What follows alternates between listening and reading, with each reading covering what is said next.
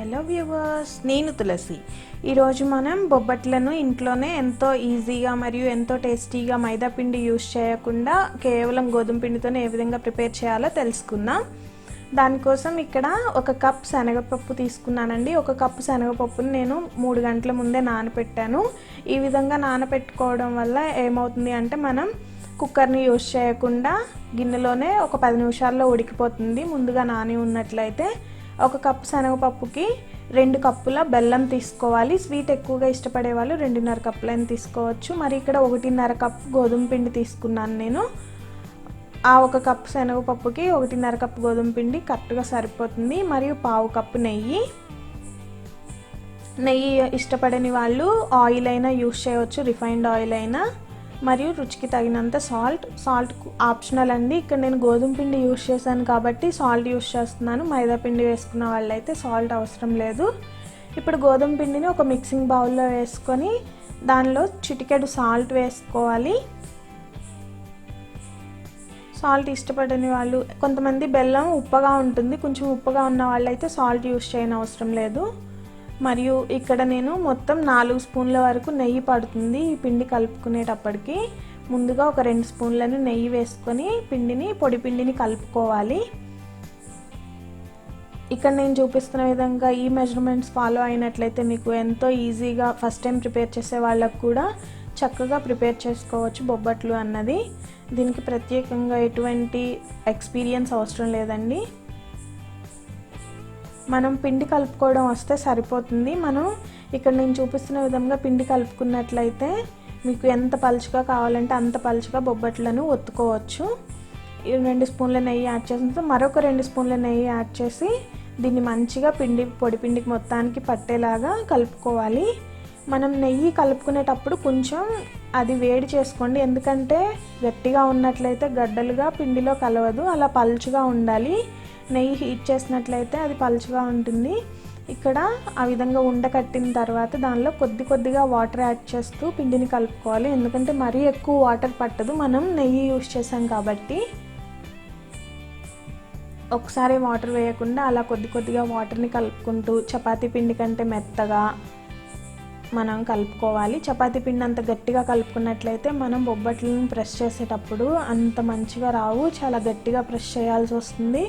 లోపల పూర్ణం అన్నది జరిగిపోతుంది, బయటకు వచ్చేస్తుంది. అందుకని ఇక్కడ నేను చూపిస్తున్న విధంగా చక్కగా కలుపుకోవాలి. ఈ 1.5 కప్పు గోధుమ పిండికి నాకైతే 1/2 గ్లాస్ కన్నా తక్కువ వాటరే పట్టాయి. ఈ విధంగా పిండి కలుపుకున్న తర్వాత చేతికి అంటుతుంది అనుకున్నప్పుడు మరొక 2 స్పూన్ల నెయ్యిని యాడ్ చేసి కలుపుకోవాలి. మనం ఇక్కడ నెయ్యి యాడ్ చేసిన తర్వాత పిండి అన్నది చేతికి అంటుకోకుండా చక్కగా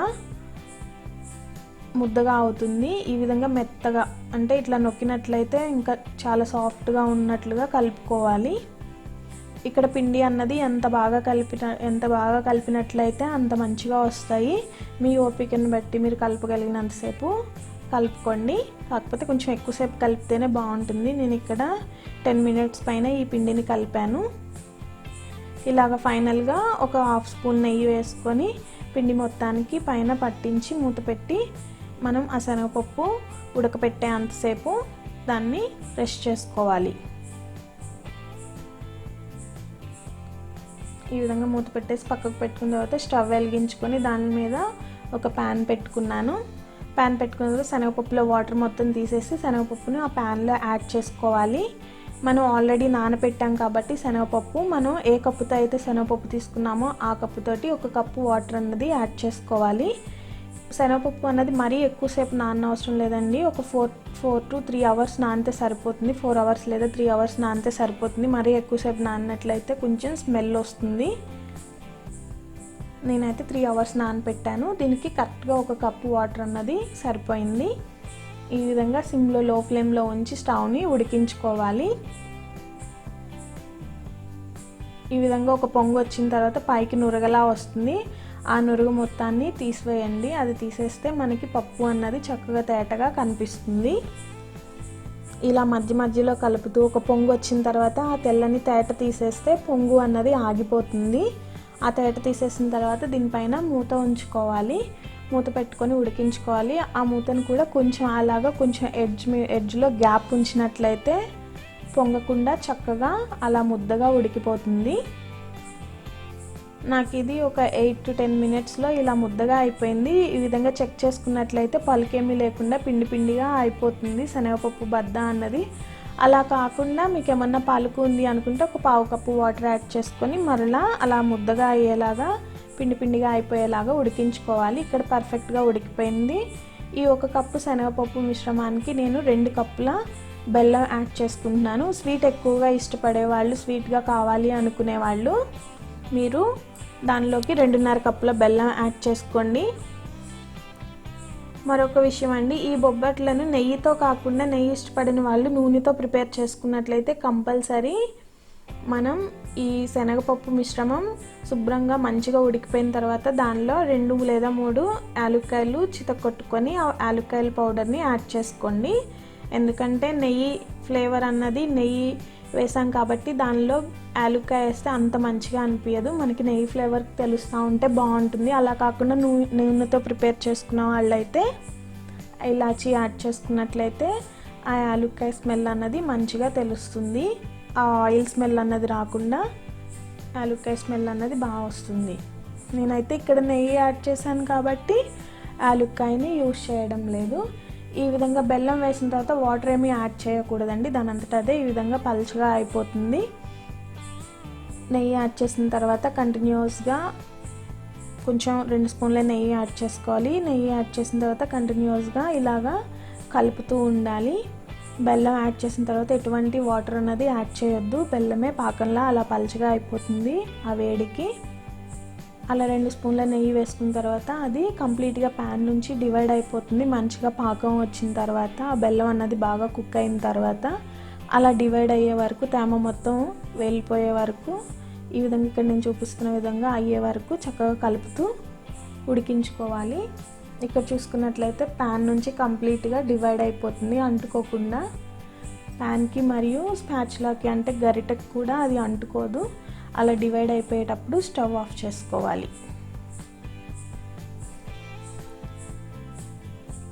ఇది చక్కగా ఉడికిపోయింది. ఇలా స్టవ్ ఆఫ్ చేసుకున్న తర్వాత దీన్ని ఒక ప్లేట్లోకి తీసుకొని పలుచగా పరుచుకొని ఫ్యాన్ కింద పెట్టుకున్నట్లయితే 10 నిమిషాల్లో చల్లారిపోతుంది.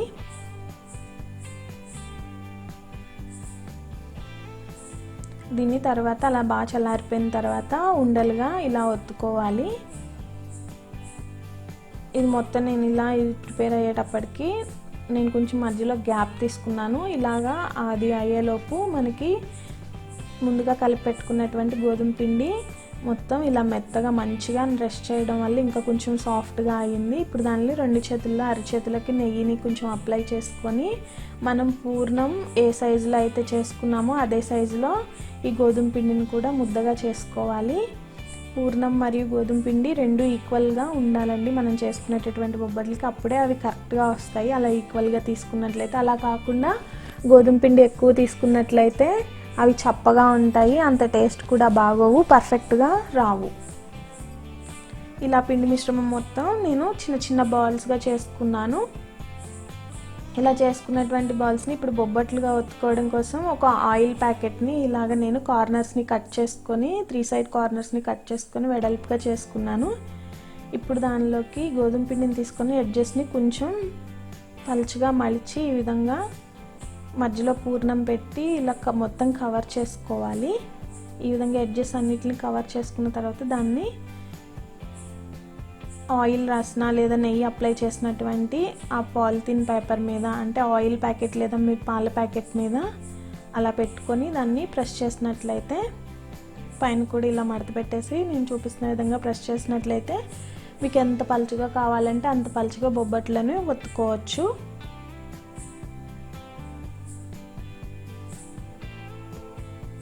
ఇలా చేసుకోవడం వల్ల షేప్ కూడా చాలా చక్కగా వస్తుందండి, గుండ్రంగా. ఈ విధంగా మీ దగ్గర ఉన్నటువంటి మిశ్రమం మొత్తాన్ని బొబ్బట్లుగా ఒత్తుకోవచ్చు. అలా ఒత్తుకున్న తర్వాత స్టవ్ వెలిగించుకొని దానిపైన దోస పెనం పెట్టుకొని ఒక 2 స్పూన్ల నెయ్యి అప్లై చేసుకోవాలి. ఎందుకంటే ఫస్ట్ వేస్తున్నాం కాబట్టి పెనం కడిగి పెట్టి ఉంచుకుంటాం కాబట్టి కొంచెం నెయ్యి అప్లై చేసుకొని దానిపైన మనం బొబ్బట్టుని వేసుకోవాలి. వేసుకొని ఇది లో ఫ్లేమ్లో ఉంచి మాత్రమే మనం దీన్ని కాల్చుకోవాలి. హై ఫ్లేమ్లో పెట్టినట్లయితే మాడిపోతుంది, అంత బాగోదు. ఈ విధంగా లో ఫ్లేమ్లో ఉంచి ఒకవైపు వేగిన తర్వాత రెండో వైపుకి టర్న్ చేసుకోవాలి.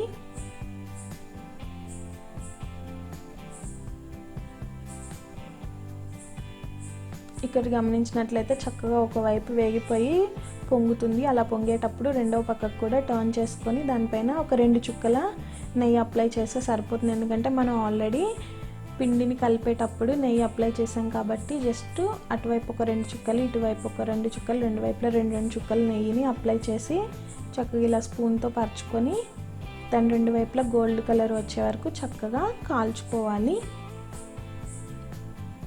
నేను చెప్పినట్లుగా ఈ మెజర్మెంట్స్ ఫాలో అయినట్లయితే ఇలా చిన్న చిన్న టిప్స్తో ఇలా ఆయిల్ ప్యాకెట్లో పెట్టి మరి ప్రెస్ చేసుకున్నట్లయితే రాని వాళ్ళు కూడా ఎంతో చక్కగా ఈజీగా బొబ్బట్లని ప్రిపేర్ చేసుకోవచ్చు. మీకోసం మరొకసారి పూర్ణం ఏ విధంగా పెట్టాలో నేను ఇక్కడ చూపిస్తున్నాను. మధ్యలో మనం తీసుకున్న చపాతీ ఉండని మధ్యలో ప్రెస్ చేయొద్దు, జస్ట్ ఎడ్జెస్ మాత్రమే పల్చగా చేసి ఆ ఎడ్జెస్ని అలాగ ఒక చోటికి కలుపుకోవాలి. ఎడ్జెస్ అన్నిటిని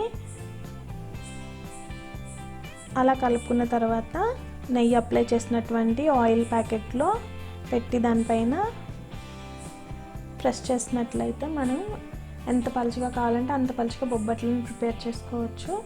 ఈ విధంగా మైదా పిండి యూజ్ చేయకుండా గోధుమ పిండితో ఎంతో టేస్టీగా బొబ్బట్లను యూజ్ చేసి బొబ్బట్లను చేసుకున్నట్లయితే పిల్లల నుంచి పెద్దల వరకు అందరూ ఇష్టపడతారు. ఆరోగ్యానికి కూడా ఈ విధంగా మనం మైదా పిండి యూజ్ చేయకుండా గోధుమ పిండితో ప్రిపేర్ చేసుకున్నట్లయితే చాలా మంచిది. ఇటువంటి యూస్ఫుల్ టిప్స్ కోసం మరియు యూస్ఫుల్ వీడియోస్ కోసం మా ఛానల్ని సబ్స్క్రైబ్ చేసుకోగలరు. ధన్యవాదములు.